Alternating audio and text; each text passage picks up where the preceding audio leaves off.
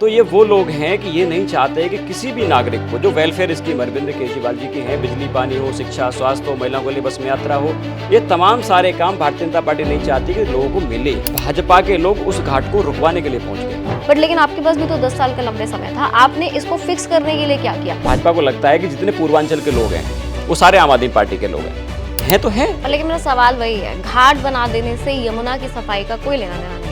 यमुना को कौन साफ करके देगा? दिल्ली की जनता ये जानना चाहती है। दिल्ली की यमुना की सफाई हम करेंगे। ये एक आरटीआई का डेटा है 2022 का।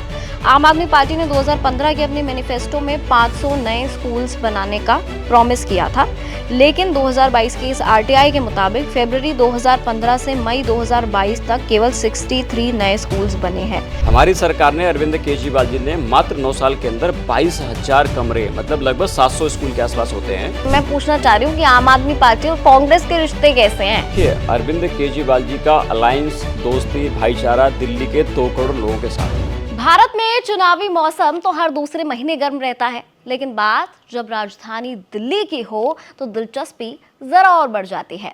तो दिल्ली में विधानसभा चुनाव की शुरुआत होने वाली है। इस साल के अंत में पहले उम्मीद थी, लेकिन अगले साल की शुरुआत में तो यकीनन दिल्ली में विधानसभा चुनाव होने ही होने हैं और उसकी तैयारी भी लगभग शुरू हो गई है। आप लगातार देख रहे हैं दिल्ली के पूर्व मुख्यमंत्री अरविंद केजरीवाल पदयात्रा कर रहे हैं, पूर्व उप मुख्यमंत्री मनीष सिसोदिया भी लगातार यात्राएं कर रहे हैं। और पब्लिक रिस्पॉन्स कैसा मिल रहा है? क्या आम आदमी पार्टी आने वाले चुनाव में भी उतना अच्छा परफॉर्म कर पाएगी जितना पिछले 10 सालों में किया है? इन्हीं सब सवालों के जवाब देने के लिए हमारे साथ आज मौजूद हैं आम आदमी पार्टी के राष्ट्रीय प्रवक्ता पवन शर्मा जी। सर, आपका बहुत बहुत स्वागत है। पहले तो सबसे पहला सवाल तो सर मेरा यही है कि दिल्ली में आम आदमी पार्टी ने एक इतिहास तो बना लिया है। एक नई नवेली पार्टी आती है, 10 साल का टर्म जो एंजॉय करके जाती है, लेकिन तब में और अब में पार्टी की डायनेमिक्स में और दिल्ली की राजनीति की डायनेमिक्स में बहुत फ़र्क है।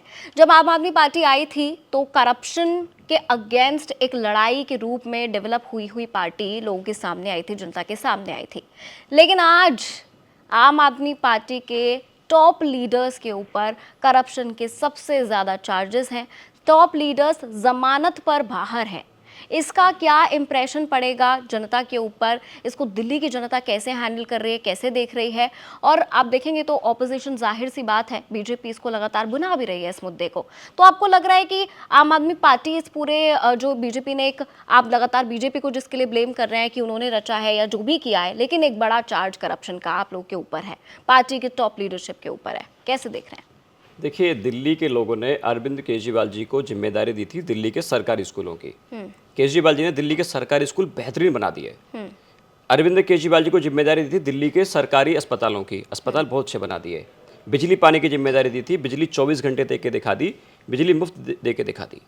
और वहीं दूसरी तरफ दिल्ली के लोगों ने बीजेपी को जिम्मेदारी दी थी कि दिल्ली का लॉ एंड ऑर्डर ठीक करने की, दिल्ली के लोगों की सुरक्षा करने की जिम्मेदारी दी थी। आज देखिए दिल्ली के अंदर क्या हो रहा है। पूरे दिन दिल्ली के अंदर फिरौती की कॉल्स आ रही हैं, बम धमाके हो रहे हैं, किसी महिला की चेन छीन के भाग जा रहे हैं, किसी का फ़ोन छीन के भाग जा रहे हैं, किसी का खून कर दिया जाता है। किसी जिम मालिक के ऊपर के पास फ़ोन आता है फिरौती का, पैसे मांगे जाते हैं, जिम मालिक पैसे नहीं देता, उस जिम मालिक की हत्या कर दी जाती है। ऐसा लग रहा है कि भारतीय जनता पार्टी ने सारे गुंडों को गोद ले लिया हो, संरक्षण दे दिया हो। तो देखिए, 2 मॉडल बड़े साफ हैं। दिल्ली के लोगों ने जो जिम्मेदारी अरविंद केजरीवाल जी को दी, वो जिम्मेदारी अच्छे से निभाई, लेकिन भारतीय जनता पार्टी के पास जो जिम्मेदारी थी, दिल्ली का सत्यानाश कर दिया।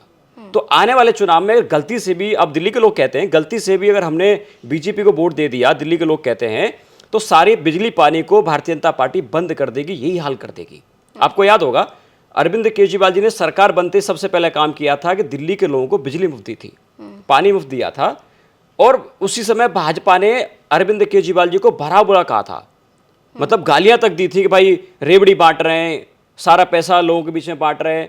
तो ये वो लोग हैं कि ये नहीं चाहते कि किसी भी नागरिक को, जो वेलफेयर स्कीम अरविंद केजरीवाल जी की हैं, बिजली पानी हो, शिक्षा स्वास्थ्य हो, महिलाओं के लिए बस में यात्रा हो, ये तमाम सारे काम भारतीय जनता पार्टी नहीं चाहती कि लोगों को मिले। सर, आपने बहुत सारे नंबर गिनवा दिए, ठीक है। रेवड़ी कल्चर पे मैं आऊँगी, जो फ्री, जिसको आप कह रहे हैं, भारतीय जनता पार्टी लगातार रेवड़ी कल्चर कहती है, जिसको आप सुविधा कहते हैं।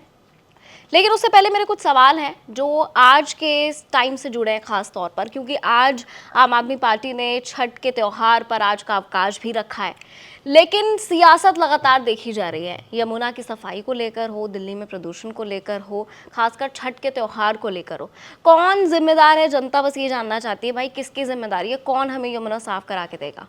देखिए, आपने बड़ी अच्छी बात करी। आज छठ का पर्व है और दिल्ली के अंदर बड़ी अच्छी बात है, दिल्ली के अंदर हमारी सरकार बनने से पहले दिल्ली में मात्र 60 घाट हुआ करते थे जिस पे सरकार इंतजाम कराती थी। और अरविंद केजरीवाल जी की सरकार आने के बाद आज दिल्ली में 1000 से ज़्यादा घाट हैं जहाँ पे दिल्ली की सरकार इंतजाम कराती है। वहाँ पे मेडिकल फैसिलिटीज़ अवेलेबल कराती है, टेंट लगवाती है, पानी की व्यवस्था करती है, सब कुछ, लाइट का इंतजाम करती है। सारा इंतजाम दिल्ली की सरकार करा रही है हमारी सरकार आने के बाद। और भारतीय जनता पार्टी के लोग कितनी गंदी राजनीति कर रहे हैं। सोचिए, हर साल ये करते हैं कि आज देखिए ग्रेटर कैलाश के अंदर, चिराग दिल्ली के अंदर, जहाँ पे सौरभ भारद्वाज जी दिल्ली सरकार के मंत्री हैं, उनके एरिया में वो घाट आता है, भाजपा के लोग उस घाट को रुकवाने के लिए पहुंच गए।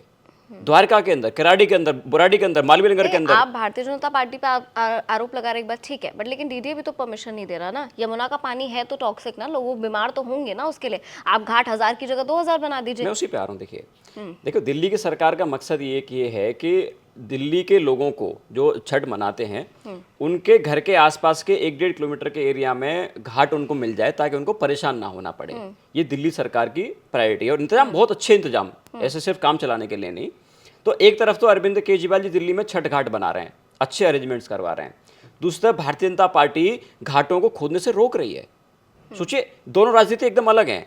अगर चिराग दिल्ली के अंदर जो पिछले 8 साल से पूजा करते आ रहे हैं उनका घाट इस बार भी बन जाता, सरकार इंतजाम करा रही थी, वो करा देती, तो भाजपा के लोगों को आपत्ति क्या है? सिर्फ एक आपत्ति है, भाजपा को लगता है कि जितने पूर्वांचल के लोग हैं वो सारे आम आदमी पार्टी के लोग हैं तो हैं।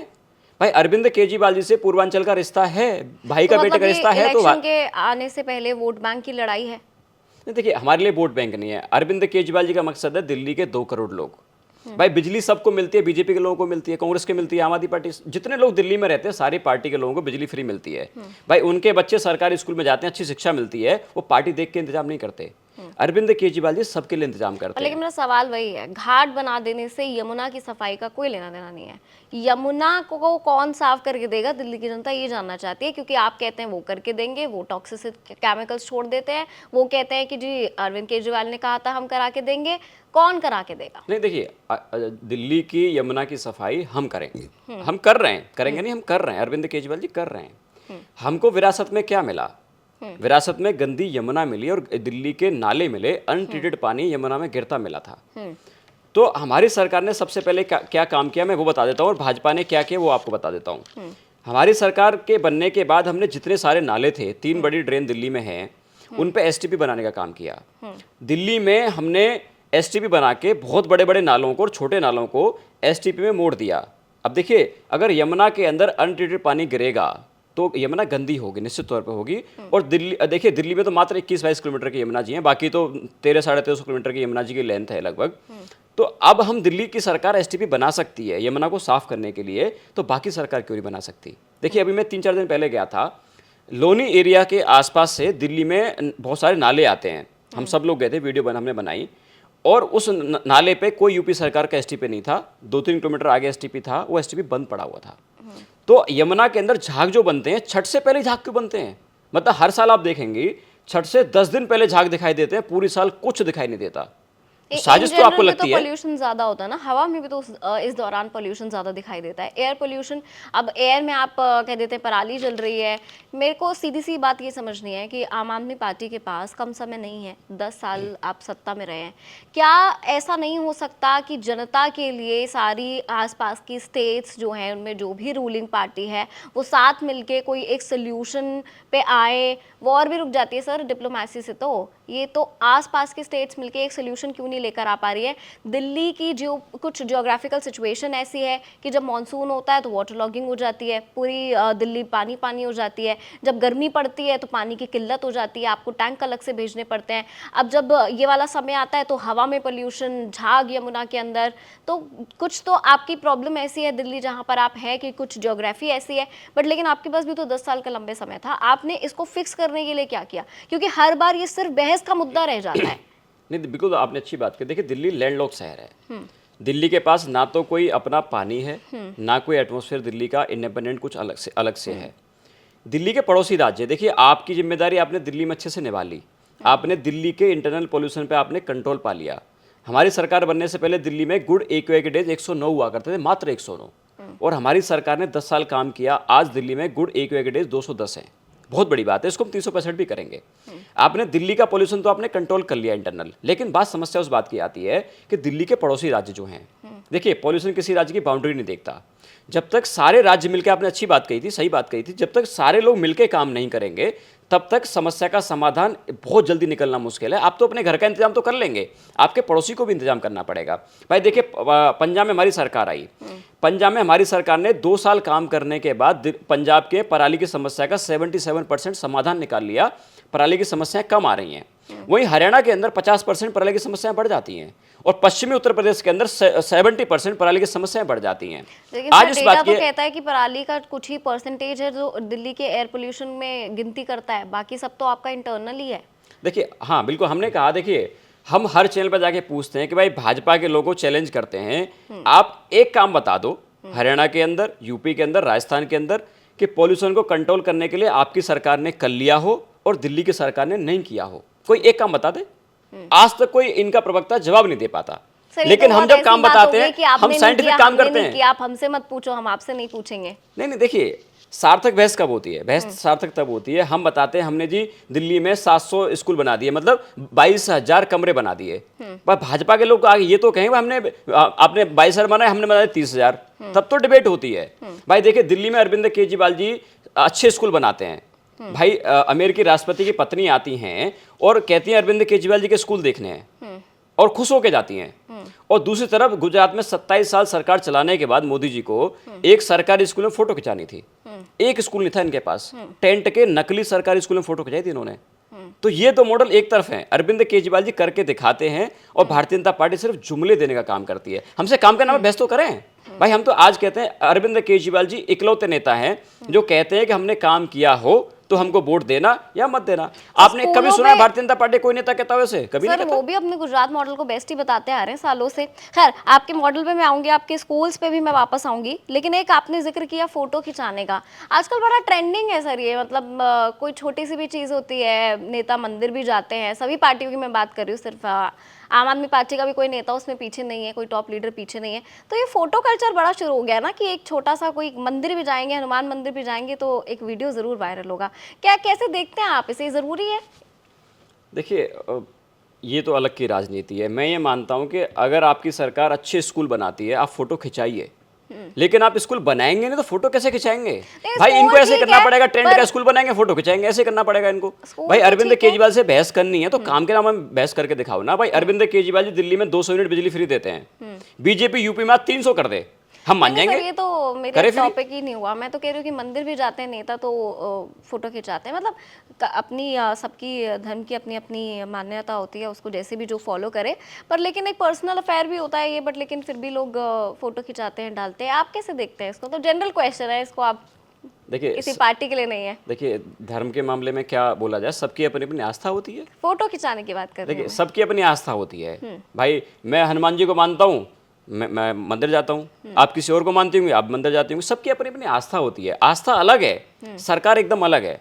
फोटो खिंचाने की बात मैं कर रही हूँ। आपने पूजा कर लिया, आपने कर लिया, उसमें फोटो खिंचा के डालने का क्या पर्पस है? मैं बस ये समझना चाह रही हूँ। होगा, मतलब कोई रीज़न तो ज़रूर होगा कि हर नेता इसको ज़रूरी समझ रहा है आजकल। तो आप क्या समझते हैं, क्यों, क्या ज़रूरी है? डॉक्यूमेंटेशन ज़रूरी है कि हम गए थे या हम मान रहे हैं? या देखिए दो चीज़ एकदम अलग है। मैं वही कहा, आस्था आपका एकदम अलग है और आपका सरकार के काम अलग हैं। समस्या तब आती है अब आस्था को और सरकार को आप मिक्स कर देते हैं। सबकी आस्था है, हम सबकी आस्था का सम्मान करते हैं, सब अपना अपना धर्म माने, अपनी अपनी पूजा करें, अपनी अर्चना करें, सब आज़ाद हैं। लेकिन आपको अंत में काम की बात करनी पड़ेगी, जैसे अरविंद केजरीवाल जी करते हैं। चलिए, आपने गोल गोल घुमा दिया सवाल, तो आपके फेवरेट टॉपिक पे आती हूँ। भारतीय जनता पार्टी कहती है कि आप कुछ नहीं कर रहे हैं, आम आदमी पार्टी कहती है कि हमने सारे काम किए हैं। वो कहते हैं आप रेवड़ी बांट रहे हैं, सिर्फ फ्री करके आप चुनाव जीत लेना चाहते हैं हर जगह, और आप कहते हैं कि जो काम किया है इसलिए। तो बता दीजिए सर, क्या है ये रेवड़ी कल्चर? क्यों सब कुछ आप फ्री देने के लिए तैयार हैं, और क्यों भारतीय जनता पार्टी को इससे इतनी आपत्ति है? देखिए वेलफेयर स्कीम अरविंद केजरीवाल जी की हैं, उसको भाजपा रेवड़ी कहती है। अगर किसी को बिजली मुफ्त दे दी जाए उसको भाजपा रेवड़ी कहती है। किसी के बच्चे को अच्छी शिक्षा मिल जाए उसको भाजपा रेवड़ी कहती है। तो अगर ये रेवड़ी है तो बीजेपी ने अपने पूंजीपति मित्रों के 15.5 लाख करोड़ रुपए माफ कर दिए। वो रेवड़ा नहीं है तो क्या है? मतलब वेलफेयर स्कीम को रेवड़ी कहना। तो आप ये बात तो आप मान गई कि अरविंद केजरीवाल जी वेलफेयर स्कीम्स दे रहे हैं। भाई सबकी अपनी जिंदगी है, जिंदगी का लेवल आपका बढ़ना चाहिए। भाई दिल्ली में महंगाई दर 3.5% के आसपास है, पूरे देश में सबसे कम महंगाई दर है। लेकिन भाजपा के जहां राज्य में अब महंगाई दर 8-9% के आसपास है। तो अब बताइए कि अरविंद केजरीवाल का मॉडल अच्छा है, अरविंद केजरीवाल जी की रेवड़ी अच्छी है, या भाजपा का रेवड़ा अच्छा है? भाई केजरीवाल जी सबको देते हैं।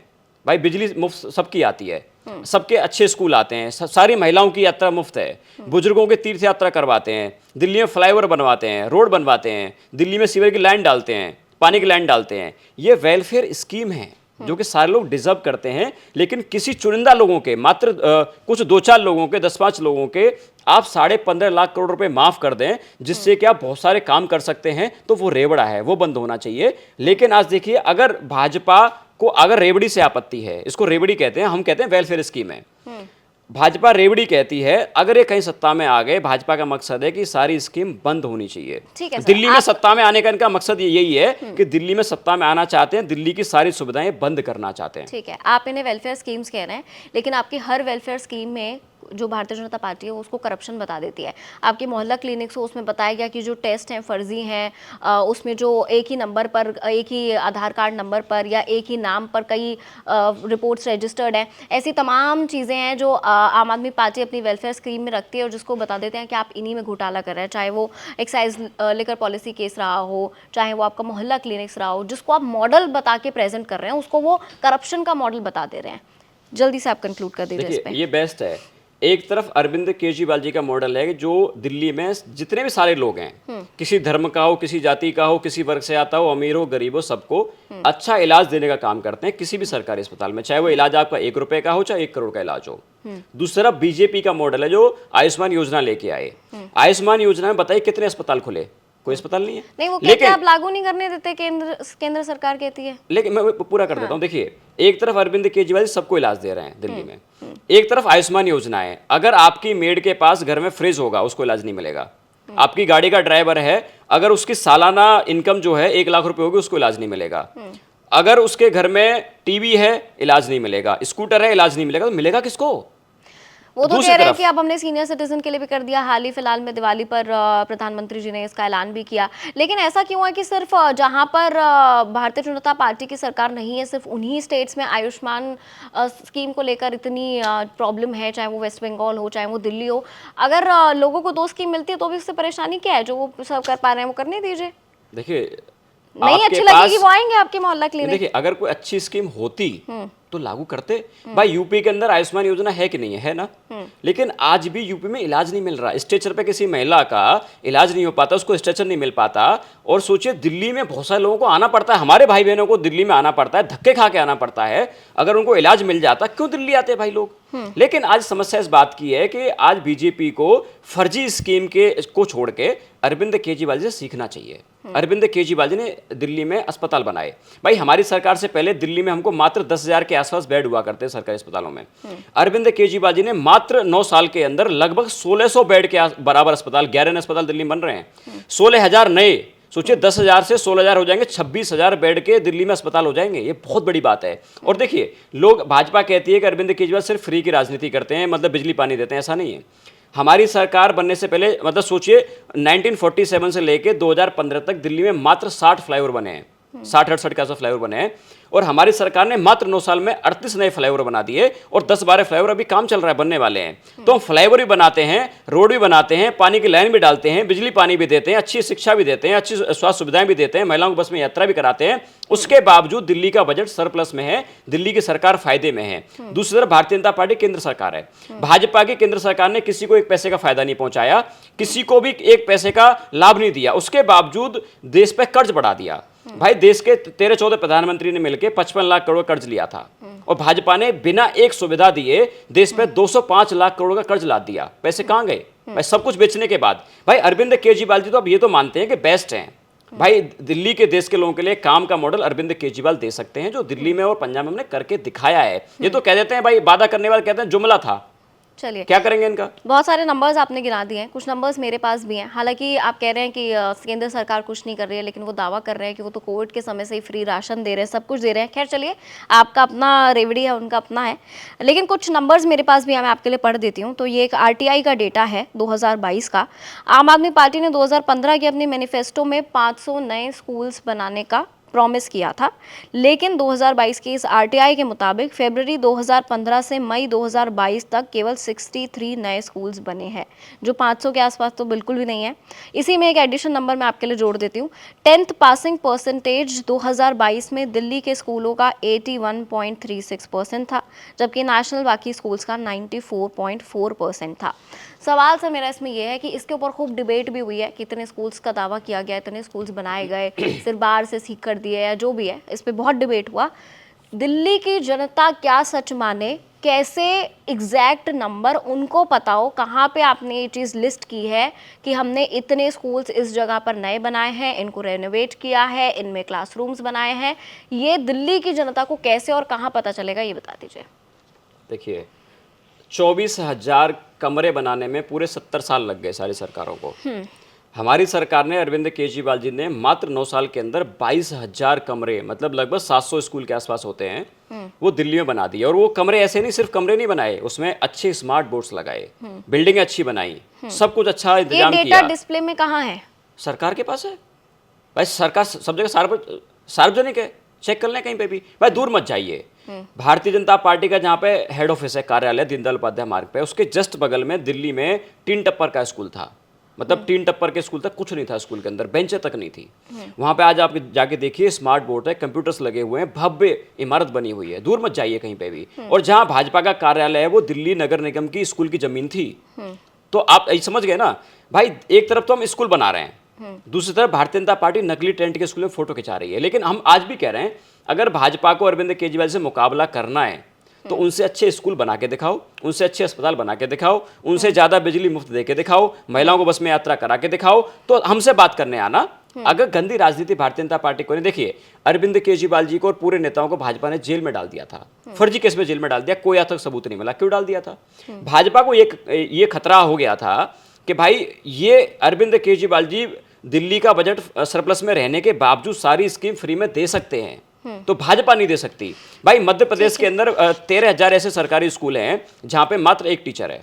यूपी के अंदर भाजपा 27,000 सरकारी स्कूल बंद करने जा रही है। देश के अंदर 70,000 सरकारी स्कूल भाजपा ने बंद कर दिए, ऑन रिकॉर्ड है। और संसद के अंदर गृह मंत्री का बयान है, उन्होंने कहा कि पिछले 5 साल में 2018 से लेकर 23 तक देश में ना तो कोई IIT बना, ना कोई IIM बना। ये उनका बयान है, आधिकारिक तौर पर बयान है।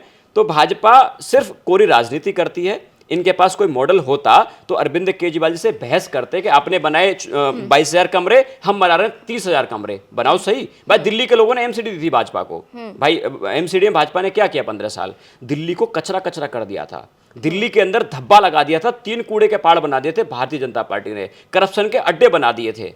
तो जो काम इनको देश के लोगों ने दिया है उसका बेड़ा गर्क कर दिया है। और दिल्ली में इनका मकसद सत्ता में आने का सिर्फ इतना है कि जो दिल्ली में स्कीम चल रही है, बिजली है, पानी है, सारे स्कूल अस्पताल हैं, मोहल्ला क्लिनिक हैं, उसको भाजपा बंद करना चाहती है। क्योंकि अरविंद केजरीवाल जी का विरोध करने का मकसद ये था कि ये देश के लोगों को फ्री की सुविधाएं दे रहे हैं। जो सांसदों विधायकों को सुविधा मिलती है वो अरविंद केजरीवाल जी आम नागरिक को कैसे दे सकते हैं? भाजपा का दुख दर्द। ठीक है सर, ये तो हो गया कि भाजपा आप पे क्या आरोप लगा रही है, लेकिन RTI से जो आप डेटा बता रहे हैं, आप समझेंगे कि 63 स्कूल्स का जो डेटा है उससे जो आप 700 का क्लेम कर रहे हैं उसमें बहुत डिफरेंस है।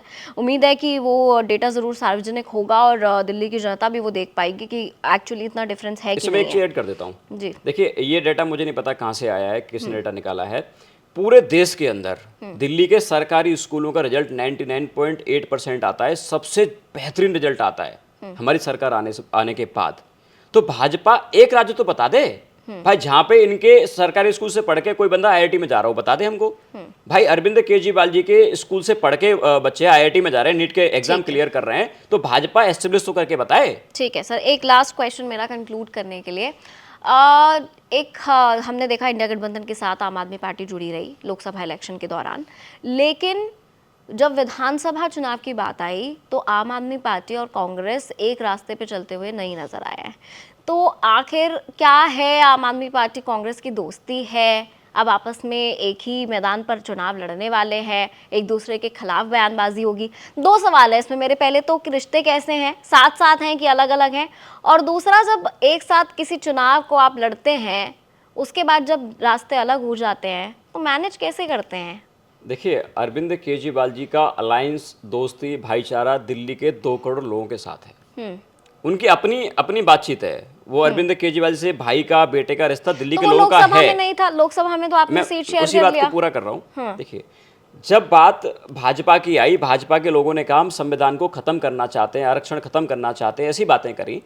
देश के जो हमारा स्ट्रक्चर जो है, मूलभूत ढांचा जो है, उसको भाजपा खत्म करने की बात आई तो आम आदमी पार्टी इंडिया अलायंस के साथ गई देश को बचाने के लिए। लेकिन जब बात राज्यों की आती है, हम कहते हैं सारी पार्टियां इंडिपेंडेंट हैं, सब चुनाव लड़े, और जो जो सुविधाएं अरविंद केजरीवाल जी दे रहे हैं पहले अपने राज्य में दे के आए, तब दिल्ली में आके वादा करें। भाई, भाजपा ने किसी भी राज्य में दिल्ली के लोगों से ज्यादा बिजली दी होती तो भाजपा बात तो करती। मध्य प्रदेश के अंदर तो ये सब कुछ खत्म कर दिया इन्होंने। स्कीम को खत्म करने के बाद भी सोचे 76 करोड़ रुपया कर्ज रोजाना ले रहे हैं भाजपा के लोग। अब हर सवाल के जवाब में स्कीम्स और भारतीय जनता पार्टी पर आ जाते हैं। मैं पूछना चाह रही हूँ कि आम आदमी पार्टी और कांग्रेस के रिश्ते कैसे हैं, मैं ये समझना चाह रही हूँ। देखिए, रिश्ते आपके वोटर के और अरविंद केजरीवाल जी के, दिल्ली के लोगों के अरविंद केजरीवाल जी के बहुत अच्छे हैं। कांग्रेस दोस्त है कि नहीं है, ये बता दीजिए। देखिए, अरविंद केजरीवाल जी के और लोगों के रिश्ते इतने अच्छे हैं कि पिछली बार जो 8 सीट की कमी रह गई थी, दिल्ली में 70 सीट आने वाली हैं, और अरविंद केजरीवाल जी को चौथी बार दिल्ली के लोग मुख्यमंत्री बनाने जा रहे हैं। इसलिए बनाने जा रहे हैं कि अरविंद केजरीवाल जी को जेल में भारतीय जनता पार्टी ने डाला बिना किसी सबूत के, और वो भारतीय जनता पार्टी है जिन लोगों पे आरोप लगाती है, और वो आरोप लगाने के बाद वो लोग झुक जाते हैं। मतलब लंबी लिस्ट है, छगन भुजबल, हेमंत शर्मा, भावना गोली, तमाम सारी लंबी लिस्ट है। वो झुक जाते हैं, भाजपा ज्वाइन कर लेते हैं, सारे केस बंद हो जाते हैं। अरविंद केजरीवाल जी भाजपा के सामने झुके नहीं, दिल्ली के लोगों के कोई काम रुकने नहीं दिए, इस वजह से भारतीय जनता पार्टी ने उनको जेल में डाल दिया। भाई देखिए, अगर अरविंद केजरीवाल जी बिजली दे सकते हैं और भाजपा उनको गाली देती है कि भाई बिजली फ्री तुमने कैसे दे दिया, इसलिए गाली देती है कि अपने राज्य में वो दे नहीं पाते, और अरविंद केजरीवाल जी दे के दिखाते हैं बिना घाटे के, और भाजपा बिना दिए भी घाटा पहुंचा देते अपने राज्यों को। तो अब भाजपा को डर अरविंद केजरीवाल जी से है। और देखिए, आने वाले चुनाव में 70 की 70 सीटें हैं, बहुत बड़ी बात होगी। आपके सामने कह के जा रहा हूं, अरविंद केजरीवाल जी को 70 सीटें देके दिल्ली का मुख्यमंत्री बनाने जा रही है दिल्ली की जनता।